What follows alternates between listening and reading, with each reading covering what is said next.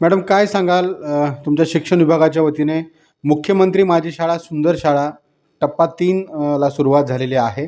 कशा पद्धतीनं तुम्ही लातूर जिल्ह्यातील शाळांना आवाहन केलेलं आहे? काय तुमची तयारी सुरू आहे? आणि विद्यार्थी सुरक्षितता हाही मुद्दा ऐरणीवरती आहे.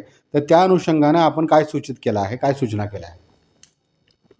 मुख्यमंत्री माझी शाळा सुंदर शाळा टप्पा क्रमांक 3 ची सुरुवात झालेली आहे. यापूर्वी आपण टप्पा 1 आणि टप्पा 2 हे पार पाडलेले आहेत आणि हा उपक्रम शाळांच्या भौतिक सुविधा आणि गुणवत्ता या दोन्हीच्या दृष्टीने अतिशय महत्त्वाचा उपक्रम आहे, ज्यामध्ये शाळांनी आपल्या भौतिक सोयीसुविधा, रंगरंगोटी, सुसज्ज इमारती, विद्यार्थी स्नेही इमारती, याचबरोबर त्या इमारतींच्यामध्ये दिलं जाणारं शिक्षण जे गुणवत्तापूर्ण असावं. आमच्या 6 ते 14 वयोगटातील प्रत्येक मूल गुणवत्तापूर्ण पद्धतीनं शिकलं पाहिजे.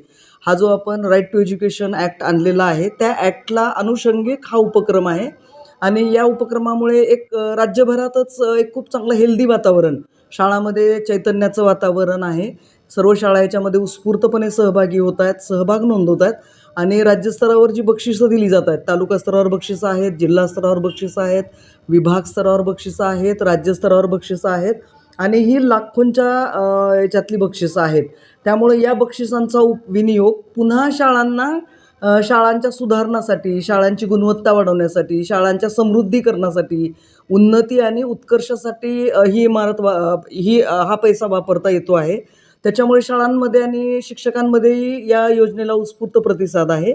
आणि आता टप्पा क्रमांक 3मध्ये आपल्या जिल्ह्यात 2666 शाळा आहेत. मी सर्व शाळांच्या मुख्याध्यापकांना या निमित्ताने आवाहन करू इच्छिते की आपली नोंदणी 100% लातूर जिल्ह्यातील सर्व शाळांनी, सर्व व्यवस्थापनाच्या सर्व शाळांनी, मध्ये कुठलंही माध्यम असो, कुठलंही व्यवस्थापन असो, त्या सर्वांनी या उपक्रमामध्ये उत्स्फूर्त सहभागी व्हायचं आहे. शाळांचं रजिस्ट्रेशन करायचं आहे आणि त्याचबरोबर शाळा फायनलाईज करून ही जी राज्यभर सुंदर शाळा आणि उत्कृष्ट शाळेची स्पर्धा शासनामार्फत घेतली जाते, या स्पर्धेत आपल्या जिल्ह्यातील सर्व शाळांनी उतरलं पाहिजे आणि आपली गुणवत्ता सिद्ध करण्याची एक चांगली संधी या उपक्रमाच्या निमित्ताने आपल्या सगळ्यांनाच मिळालेली आहे.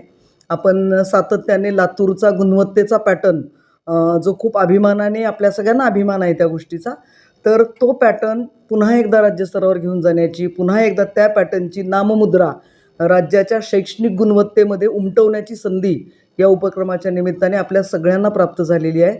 तर या बाईटच्या माध्यमातून मी जिल्ह्यातील सर्व मुख्याध्यापक, शिक्षक यांना शासनाचा उपक्रम म्हणून या योजनेकडे न बघता एक छान संधी आपल्याला काम करण्याची आणि आपली गुणवत्ता सिद्ध करण्याची एक संधी म्हणून या योजनेकडे बघा, या उपक्रमाकडे बघा आणि सगळेजण सहभागी व्हा.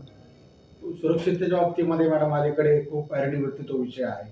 तर त्या संदर्भामध्ये काय आपण सूचना केलेल्या आहेत आणि काय केलं पाहिजे शाळा व्यवस्थापनानं असं वाटतं? शासनाने विद्यार्थी सुरक्षितता हा सर्वोच्च प्राधान्याचा विषय आहे शासनाच्या आणि आम्हा सगळ्यांच्याच याच्याने. शासन दरच वेळी विद्यार्थी सुरक्षिततेच्या दृष्टीने वेगवेगळे उपक्रम, वेगवेगळे शासन निर्णय आणत असते. पण आत्ता परवाच 13 डिसेंबर 25 रोजी शासनाने पुन्हा एक सुधारित आणि पूर्वीच्या शासन निर्णयामध्ये अधिक भर टाकणारा, अधिक सुस्पष्ट सूचना देणारा एक शासन निर्णय निर्गमित केला आहे. ज्या शासन निर्णयामध्ये विद्यार्थी सुरक्षिततेला सर्वोच्च प्राधान्य देऊन प्रत्येक स्तरावरचे जे अधिकारी किंवा काम करणारे कर्मचारी आहेत त्यांच्या भूमिका निश्चित केलेल्या आहेत. जसं की उदाहरणार्थ शाळा स्तरावर जे मुख्याध्यापक आहेत, शिक्षक आहेत, शालेय व्यवस्थापन समित्या आहेत, त्यांच्या काय भूमिका असणार आहेत. विद्यार्थ्यांना नुसतं विद्यार्थ्यांचं शारीरिक, मानसिक शोषण याच्या पलीकडेही जाऊन शाळा स्तरावरून विद्यार्थ्यांना जर टॅगिंग केलं जातं, विद्यार्थ्यांना अपमानकारक भाषेत बोललं जातं किंवा त्यांना काहीतरी अपमानास्पद वाटेल, मनाला त्यांना अपमान वाटेल, अशा पद्धतीचे जे शब्दप्रयोग केले जातात ते टाळणं किंवा विद्यार्थ्यांना शारीरिक शिक्षा करणं असेल, उठाबशासारखा प्रकार असेल, असे कुठलेही प्रकार असतील जे विद्यार्थ्यांच्या मनावर परिणाम करतात आणि परिणामी त्यांच्या शिक्षणावर परिणाम करतात, असे प्रकार जर शाळेत सर्व विद्यार्थ्यांसमोर विद्यार्थ्यांचे अपमान झाले तर मुलांचं शिकणं थांबतं. त्यांच्या शिकण्यावर परिणाम करणारी ही गोष्ट आहे आणि त्याचा खोलवर परिणाम होतो, गंभीर परिणाम होतो. ही बाब लक्षात घेऊन आपल्या शाळेत येणारी मुलं ही आपलीच मुलं आहेत, त्यांना handle with love and care ही भूमिका खरं तर प्रत्येकाची असणं आवश्यक आहे.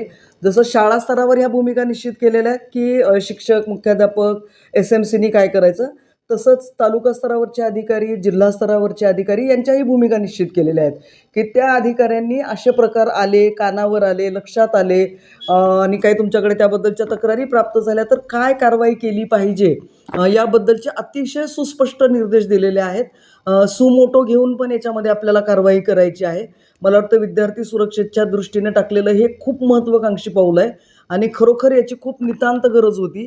आपल्याकडे येणारे विद्यार्थी आपण दैवत म्हणून त्यांच्याकडे बघत असतो आणि त्या विद्यार्थ्यांचं शिकणं खऱ्या अर्थानं फुललं पाहिजे, ते शिकणं आनंददायी झालं पाहिजे. त्या दृष्टीने हा शासन निर्णय मला खूप महत्त्वाचा वाटतो.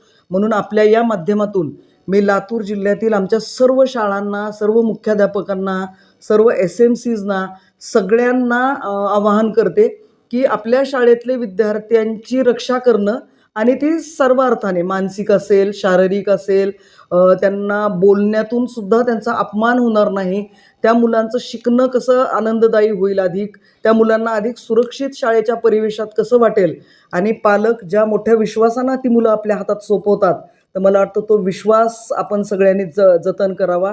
कुठलाही अनुचित प्रकार विद्यार्थी सुरक्षिततेच्या दृष्टीने आपल्या जिल्ह्यात होणार नाही याची खबरदारी घ्यावी आणि हेही सक्त ताकीद आणि ही सक्त सूचना या माध्यमातून सर्वांना देऊ इच्छिते की असे प्रकार जर सापडले आणि ते सिद्ध झाले तर त्यांची गय केली जाणार नाही.